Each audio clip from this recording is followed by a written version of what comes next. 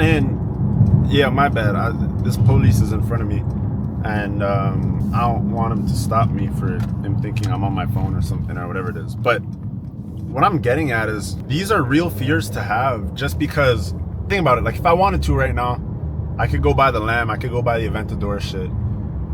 But for where I'm at personally, it's definitely not the brightest idea, for one. And two, I genuinely, where are these people going? Two, I genuinely value like being smart with what I have, because it's a matter of growth and a matter of direction. Like you going out and bringing on more and more liabilities, like what is that going to do for you? You know, so be smart with it and like understand what you guys are trying to achieve. Yeah, understand what you guys are trying to achieve with, you know, the money that you make from what you'd make it from. Like come into things with the right intention. Don't lose your financial freedom by thinking you're financially free. That's a bar. Let me say that again. Don't lose your financial freedom by thinking you're financially free. That is a bar. Shit. And to my point is, when you start making progress, even if you start making like 2-3K a month online, and that's all you need to live, that's all you need to survive, like that money will do you good. Like you're in a good position with that kind of money. And that's all you need. What are you doing? And that's all you need with that money that you're making. Don't go spend that money on something else that you don't need to be spending it on, and potentially jeopardize your situation. And now you have to get up and go find a job and go to work and go do whatever because you decided to go splurge your money on something stupid. So I think that, I don't know, I think that's what a lot of people technically lack, or what a lot of people lack when they do get into the space, they do start making the money. It's like, oh shit, I made 10K this month. I could go buy the car because the car is $4,500 a month. I have the credit to go buy it. Like, bro, really think about it. Especially in the dropshipping space, it's like tomorrow's money isn't guaranteed. So you might be making 10, 20K a month, 50K a month right now dropshipping. But next month, your ad account goes down, shit, you might make $500. But you just spent $25,000, half the money that you made last month, as a down payment to a new car. And then you don't have the money to make the monthly payments. So you just have to, I guess what I'm preaching is for you guys to be smart with what you make and have the right intention. Like I had the intention to buy an $8,000 car. I've told you guys this so many times. By the time I was able to do it, I was like, that's stupid. Why am I gonna go spend, 30% of my money right now on a car that's also dog shit that I feel like I'm selling for? Like, the way that I see life is, if I can't afford the things that I actually want to buy, I shouldn't be buying anything whatsoever. Unless it's like absolutely a necessity. Like if I have to get up and go drive to work, but I don't. So if I don't have to get up and go drive to work, and I don't want to buy the car that I want to buy, and I end up just buying something else, it's like I kind of just personally feel like I'm settling. So because of that, it's like I spent money on something that I'm not even fully satisfied with, so I might as well just not even be spending the money on it. Might as well just keep stacking up. Like I've already done, got my house. I got a condo. I got 2 cars. I sold one of them. And bro, especially when I sold my car, like that opened a lot for me from like a mental perspective. First of all, I lost like 50% of the value on that car, for one. But in the moment, it was like, congratulations, you bought a Tesla at like 19 or 20, however old I was.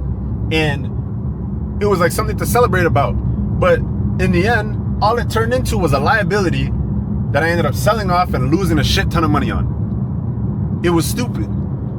It was stupid for me to just, I don't know. When I put into perspective, do I regret it? Absolutely not. I love that car for the time that I had it. But for what it amounts to, it's like you get congratulated for things that aren't even necessarily accomplishments. They're not fully accomplishments when you start to look at them for what they are. I'm a dangerous driver sometimes. I'm not gonna lie. Yeah, but point being is like, you guys have to really take things for what they are. It's like you start buying these cars, you start getting whatever you want to get in life.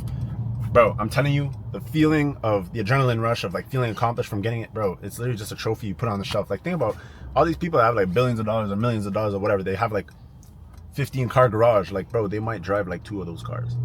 They're just trophies. And now that they're buying them, it's like, it doesn't really matter to me. We talk about investments. I'm not gonna lie, these beats, I don't know, for those of you who saw the unboxing and review, so far have been a very good investment. I'm not gonna lie, these have gotten me kickstarted on my running journey.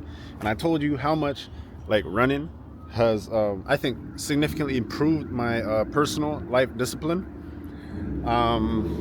Sometimes I feel like I speak and I sound so unserious, But yeah, so today, Saturday, what I've come to realize is typically my Saturday workouts are not as good as every other day of the week.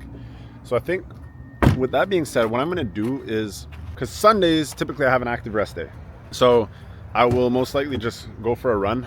Last week I went for a run outside. It was like a 20-minute run. I might do something similar tomorrow.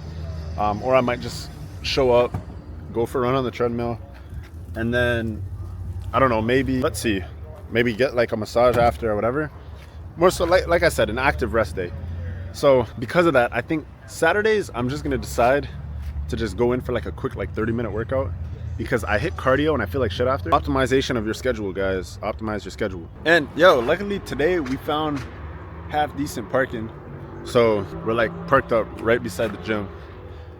But yeah, we're gonna get this in quick. I have like a shit ton of yard work. There's a light that I still have to put up, like a fan, a ceiling fan. It's on the ground. The grass has to cut. The grill has to pressure wash. The back patio, the lanai has to pressure wash as well. Bro, Saturdays are always packed with just like, I don't know, I feel like low-key just a bunch of fuckery. Like just yard work that I just have to do for whatever reason. So yeah, we're gonna get this done real quick, 30-minute workout, and I guess get to it. Here's the cool thing about like entrepreneurship is that you can see certain things and you can be like, damn, I'm not working hard enough. So maybe I'm parked here, I got my little car, my little AMG, whatever. I'm like, cool, but then we got a 570, we got a 720, we got a Z06, and then it's just like, you really put things into perspective, and all these things are really achievable. You know, like you really put things into perspective and start to understand that you could get whatever you want to get in life. You know, so it's like, I used to see those things and think it was so unachievable and think I couldn't do it or whatever. But when you really start to put things into perspective, it's like, bro, you can buy whatever the fuck you want to buy. It really doesn't matter.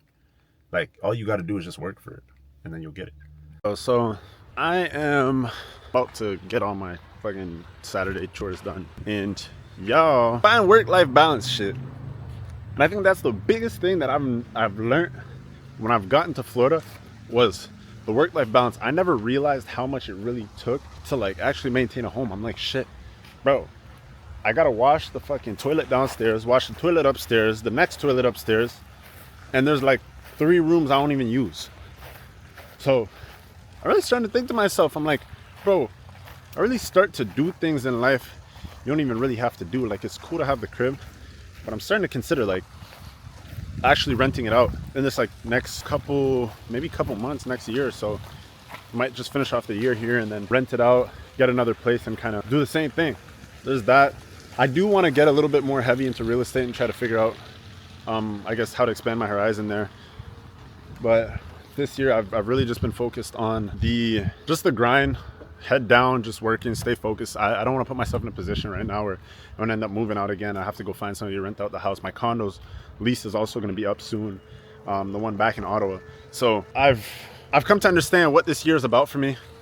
I understand that this year will be a year of, I want to just say, exponential growth in the upwards direction, right? Mentally, financially, physically, everything. I do really think that I'm in the best position of my life that I've ever been in order to grow. And I really want to take you guys along the journey with me. And I do want to vlog and do this shit as much as I can for you guys. I want you guys to follow along my path, I guess is what I'm saying. Because I know how consistent I am. I know where I stand. But together, if we could figure out, whether you guys join the Telegram or whatever it is, we could figure out how to hold each other accountable to growing, making each other better individuals, allowing each other to help each other with our personal life struggles, our business struggles. Bro, think about it, like 1,000 people come together and collectively work on improving themselves as well as each other with everybody's life experience. Like, bro, that shit makes like us unstoppable. So I'm gonna do my part by making sure that I have the content out for you guys. I'm letting you guys know about what's going on in my life. Personally, this past month or two has been like a very bad month as far as financial setbacks. I'm recovering. I know which direction I'm going in. Plans are mapped out. Things have started to move forward. Progress has been being made as of recently. And it's just a matter of finding consistency within that and getting over it and really just starting to grow again financially. Like I feel like I personally haven't financially grown in like 2 years. And I know why. It's because I've been systemizing, building out certain things that are going to be sustainable, and a lot of systems broke down in the process, unfortunately. And that's what happens, but it's a matter of how you come back from that type of stuff. And I think I've been able to do it. I think I've been able to figure it out, and because of that, I can start to build and develop more, and that's all it is. So yeah, I'm gonna go get my home chores done for the day. Appreciate all you guys for tuning in up until the end of the video. Link to Telegram is below. And as always, please leave a like, comment, and subscribe, guys, and I'll catch you guys in the next video. Peace. What up, y'all? What up, y'all? Happy Saturday.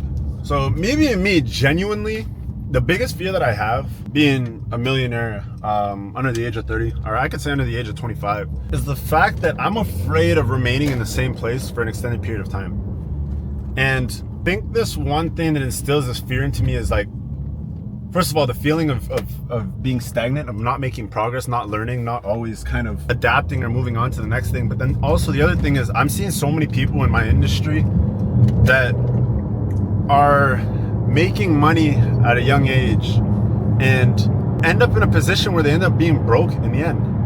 And I think that also kind of just puts fear into me in a sense where I'm like, I don't know, it just puts fear into me in a sense where I'm like, damn, I don't want to end up like that.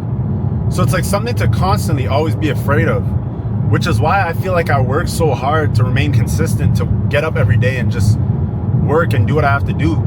So for those of you out there that are looking to, I want to say, expand your horizon and put yourselves in a better position financially and give yourself freedom. Financial freedom, in my opinion, doesn't always come with freedom, especially when you're running a business, because businesses come with liabilities, and you could essentially jeopardize your situation by thinking that you're financially free.